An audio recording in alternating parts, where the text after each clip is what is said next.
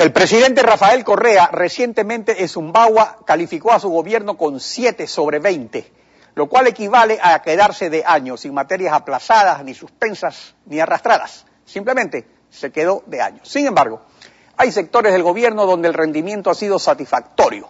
Uno de ellos es la recaudación tributaria que ha estado a cargo del economista Carlos Marx Carrasco en 55 meses de gestión. Con él vamos a analizar su éxito en recaudar y la presión que recibe de un gobierno que cada vez gasta más y necesita más dinero. Economista, buenos días. Bienvenido a Contacto Directo. Buenos días, gracias por la invitación. Esa presión por recaudar más, para gastar más, creo que no es exacta. Es una apreciación muy personal, respetable, por cierto, suya y probablemente de algunos más, pero no es exacto. Así como tampoco es exacto creer que se ha aumentado imparablemente los impuestos que se han creado, por eso lo vamos a conversar ahora. ¿Ya? Comencemos justamente con esto. Base del éxito logrado es el enfoque hacia los grandes contribuyentes, no petroleros, donde se observa que la recaudación se ha triplicado y que la carga fiscal relación impuestos-ingresos, que es un enfoque que usted impuso, haya crecido de 1.8% en el 2005 a 2.5% en el 2010.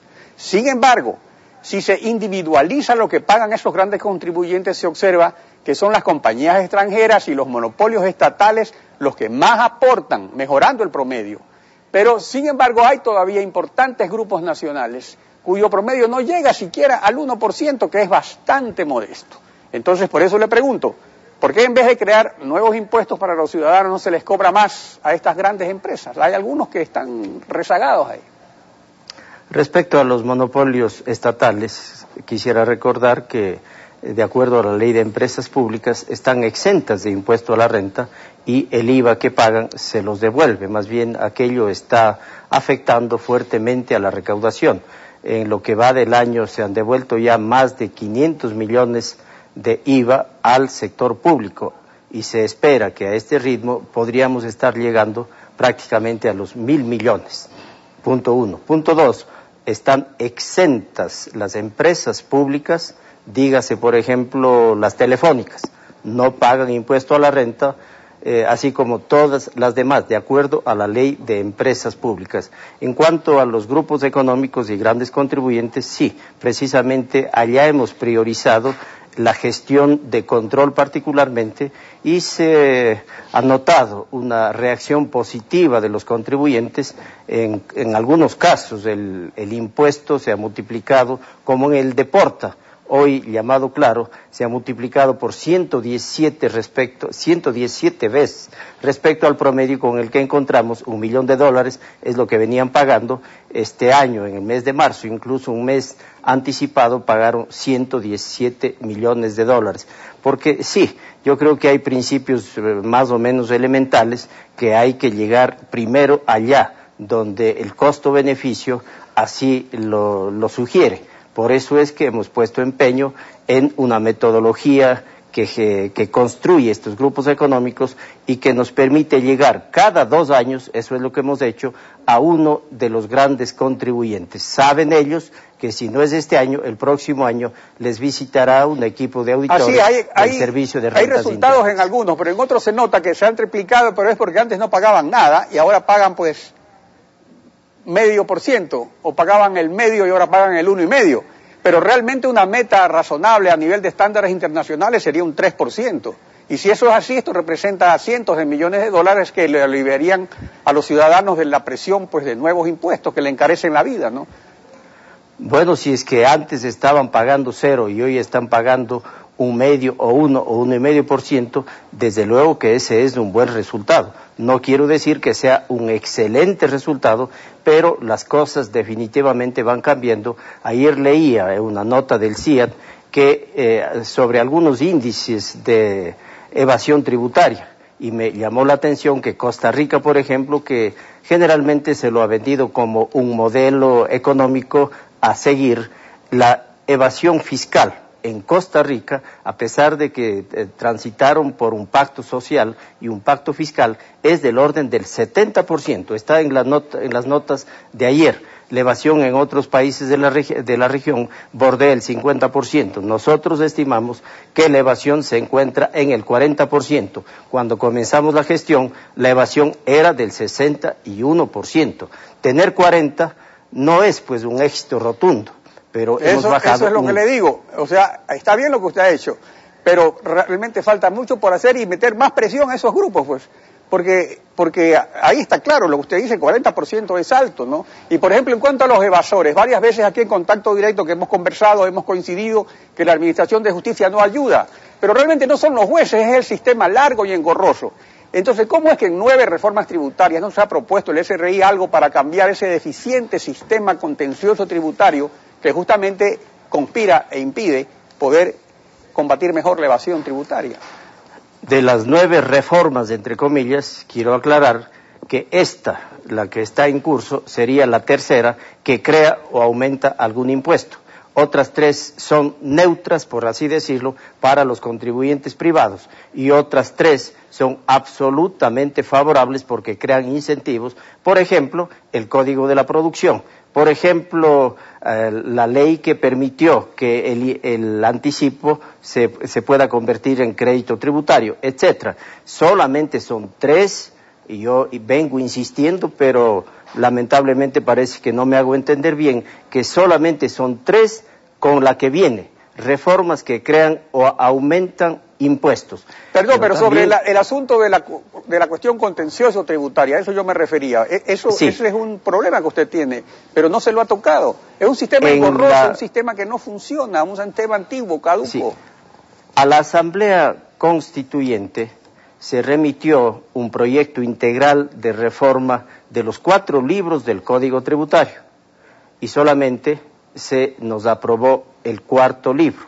Los 3 no han sido tratados y precisamente los 3 hablan de la parte procedimental que es la que está fallando.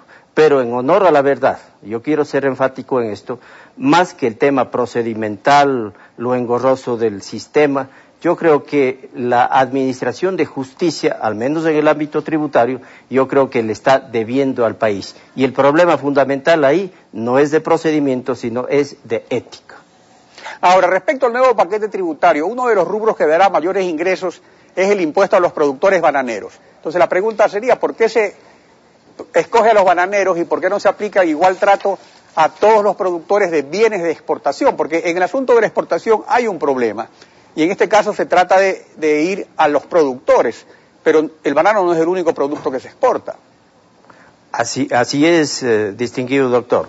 Mire, no es preciso tampoco sostener que se está creando o aumentando algún impuesto al sector bananero. Lo único que el proyecto contempla es una metodología presuntiva de estimación de cuánto habrá de ser el impuesto a la renta del sector. Y en la norma se prevé que pueden ingresar a esa metodología presuntiva de estimación impositiva todos los sectores que lo deseen, pero con informe del Ministerio de Agricultura y con informe también del Servicio de Rentas Internas. Y de hecho, durante estas semanas, algunos sectores, por ejemplo, los cañicultores, por ejemplo, los palmicultores, están solicitando que ellos también querrían incorporarse a ese sistema de cobro. Los únicos impuestos que se contemplan en este proyecto y que aumentan o crean algún impuesto adicional son el impuesto ambiental a la contaminación vehicular, una modificación de IVA e ICE para vehículos híbridos. ¿Y cuáles son los límites ahí? Que eso es lo que todavía no está suficientemente conocido. El ICE a cigarrillos y el ICE a bebidas alcohólicas. Enseguida le contesto. Solamente estos 4. Impuesto ambiental a la contaminación vehicular, modificación del IVA e ICE para híbridos, ICE cigarrillos, ICE bebidas alcohólicas. Nada más. Esto daría un total de 180 millones de recaudación. Y lo que se ajusta, pero que no crea ni aumente el impuesto, tiene que ver con el impuesto ambiental a las botellas plásticas no retornables Este es un depósito redimible. Todo lo que se recaude vuelve por la misma vía. El impuesto a la renta presuntivo para el sector bananero, repito, solo es método de cálculo. Impuesto a la salida de divisas para también aplicarse a los exportadores que dejen fondos fuera. Eso no crea ni aumenta impuestos, solo aclara, y el objetivo nuestro es obtener cero de recaudación, anticipándonos que los exportadores traerán de vuelta todo el dinero. Y hay una modificación al impuesto a las tierras rurales que más bien significa una reducción recaudatoria. Por lo tanto, yo creo que es importante tomar en cuenta este asunto. Y respecto al impuesto ambiental vehicular, el cilindraje es la variable fundamental y existe una variable de ajuste que tiene que ver con la antigüedad del vehículo. La tabla va desde el 0 hasta el 0,35 para vehículos de más de 4.000 centímetros y el factor de ajuste del 0 al 20% y de menos 20% para híbridos. Si usted me permite... Ahora, ¿los híbridos, por ejemplo, están exentos o qué categoría de híbridos pagaría impuesto? Los híbridos tendrían una rebaja del 20%. Aplicando la misma fórmula, el factor de ajuste sería de menos 20. Si me permite, yo quisiera poner unos 4 ejemplos. A ver. Un Chevrolet Aveo de 1.600 centímetros, año 2007, pagaría $8.40. Un Chevrolet Grand Vitara, tan conocido, año 2010, pagaría $8. Un Hyundai Tucson, año 2008, de 2.000 centímetros, pagaría $40. Un Ford Explorer de 4.000 centímetros, año 90, pagaría $720. O sea que hasta 2.000 centímetros cúbicos. Hay un problema también aquí entre la costa y la sierra por esta famosa cuestión del aire acondicionado. O sea, un carro de menos de 2.000 centímetros cúbicos en la costa funciona mal. Entonces, por ejemplo, respecto a esto del cilindraje, ¿cuál sería el nivel de impuestos en cuanto al cilindraje? Para el cálculo se aplica la siguiente fórmula. El cilindraje menos 1.500. Pongamos un carro que tenga 3.000 centímetros de cilindraje. Menos 1.500 le queda 1.500. Esos 1.500 le multiplicamos por el factor de ajuste. Y ese será el impuesto que tenga que pagar. Si es que es híbrido, el factor de ajuste es menos 20%. Aquí tengo probablemente uno de los carros de mayor cilindraje, de mayor precio, etcétera. El Silverado, que es una camioneta híbrida de 6.000 centímetros, año 2010, pagaría los $1.575 menos el factor de ajuste, 315, y quedaría pagando $1.260. Economista, eso es todo lo que pagaría. Le agradezco su participación en Contacto Directo. Se nos acabó el tiempo. En todo caso, sobre eso habrá tiempo todavía de debatir cuando el presidente presente el proyecto urgente a la Asamblea. Por supuesto que sí, encantado. Buenos días.